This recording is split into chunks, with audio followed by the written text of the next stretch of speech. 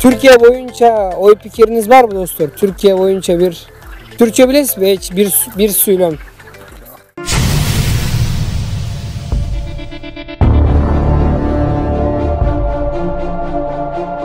Belime kramp girdi.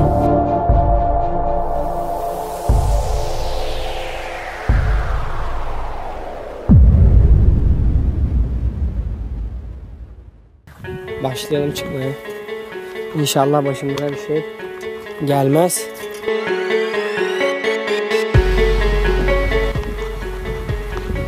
Evet arkadaşlar, yeri de görüyorsunuz.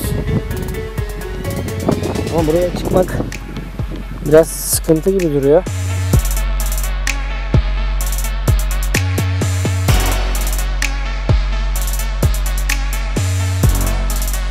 Evet arkadaşlar, şu an bayağı yüksek bir yerdeyim. Gördüğünüz gibi şöyle görebilirsiniz. Size şöyle yerleri de göstereyim. Arkadaşlar epey tehlikeli bir yer. Çıktığım yer burası. Bugün biz burada çekim yapacağız. Bir çekim gerçekleştireceğiz.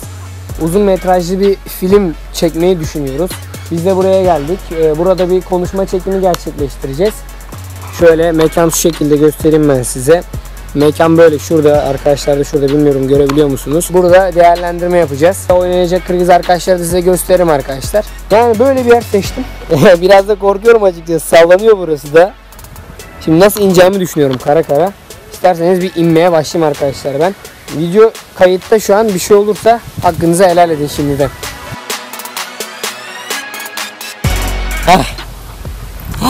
Belime kramp girdi. Ah kolum.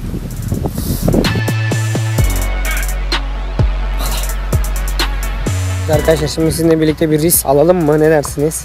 Şimdi normal oturan birinin yanına gideceğim. Merhaba, nasılsınız? Benim YouTube kanalım var. Ne yapıyorsunuz? Ne ediyorsunuz? Türkiye hakkında bir bilginiz var mı? Falan filan, onu soracağım arkadaşlar. Bakalım neler yaşayacağız. Hakkınızı helal edin şimdi. Selamünaleyküm. Anlaysınlar dostlar. Tarsak bolo mu? Göne surayım kandaysınlar, den soluklar. Benim YouTube kanalım var da. Selamünaleyküm. Kaç yaştasınlar? 17. Atın kim dost senin? Ulan. Azamat. Azamat. Kaçıncı kurs? Birinci. Bir klastasınız mı sizde? Ne için geldiniz? He? Demalganga. Jakşı. Türkiye boyunca oy fikriniz var mı dostlar? Türkiye boyunca bir Türkçe biliriz bir söylem. Hiç bilmeyin. Prezidenti, başka biri, aktrist, aktör, rejisör, serial, kino. Var bir şey, hiç bilmeyiz. Makulanla ben sizge Türkçe bir söylem aytam. Siz de anı kayıt alıp koyuyorsunuz kamerana. Kırgızistan'dan Türkiye'ye selamlar. Çok rahmat dost sizge. Jak şey salınız. Arkadaşlar sıcakkanlı, hemen sohbet muhabbet. Lise 1'de okuyorlarmış, 1. kursta falan. Türkiye hakkında hiçbir şey bilmiyorlar arkadaşlar, gördüğünüz gibi. Sordum hatta, hani bir şey biliyor musunuz? Bir kere mutlu olmak istedim ama olmadı. 3 yıldan beri buradayım, bilenler var. Fakat hani buradan da bir şeyler bekledim. Yani sonuçta bunlar lise öğrencisi, 17, 18 yaşındaki çocuklar, yeni nesil yetişiyorlar. Ama Türkiye'miz hakkında, kardeşleri hakkında hiçbir bilgiye sahip değillermiş.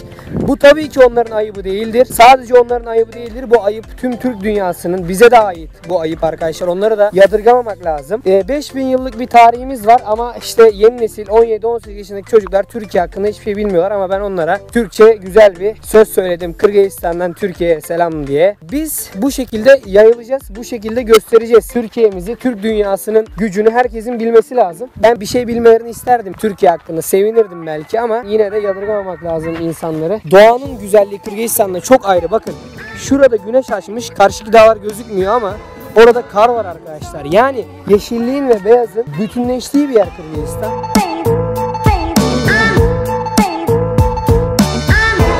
Doğası, havası, her şey çok güzel burada. Evet.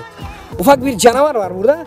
Kaçıp gitti. Canavar kendini sevdirmedi bile ya. Şimdi bakalım daha nelerle karşılaşacağız. Karşılaştığım bir şey olursa sizle birlikte paylaşacağım. Kameramla birlikte.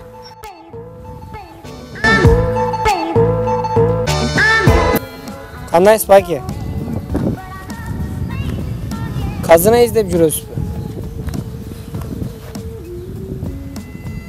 Alayım ne? Maneta, eski maneta, Granny.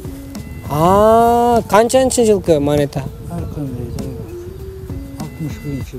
61. cılkı. Kamerana körsüsünüz olur mu belki? Çoğun rahmet. 61. cılkı ha belki. Enerte kaçıncı cılkı taptınız siz? Enerte kaçıncı cılkı var? Bular oraya bakı, Pozni Sovyet'te orada, Pozni SSR'skiler. Aha. Çoğun rahmet siz gençlerinizle ilgili belki. Çoğun rahmet.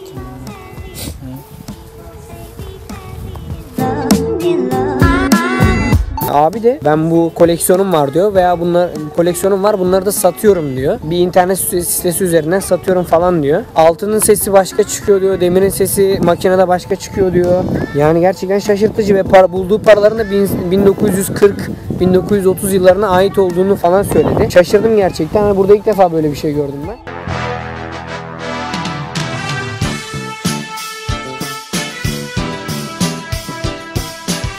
Ballar kandaysınlar. Kandaysın dost. Kırgızca bilmeysin mi? Kim bilir Kırgızca? Kanday. Ne oynamatasınlar? Ne oynamatasınlar? Yaşmak.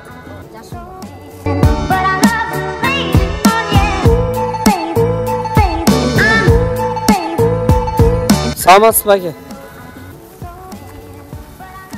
Gerçekten bu kokuyu arkadaşlar özlemişim. Bu tezek kokusunu. Bu duygunun tarifi yok.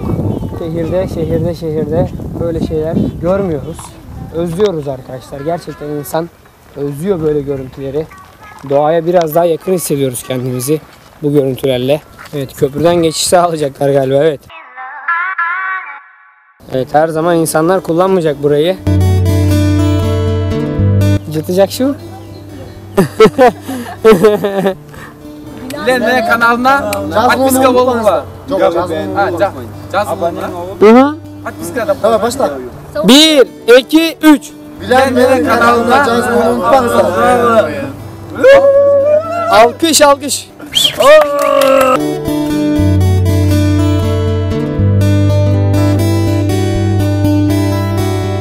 Evet arkadaşlar, bugün tüm işlerimizi bitirdik dersek yalan olur, bitiremedik. Tekrar geleceğiz. Malika'yı ağlatamadık bugün.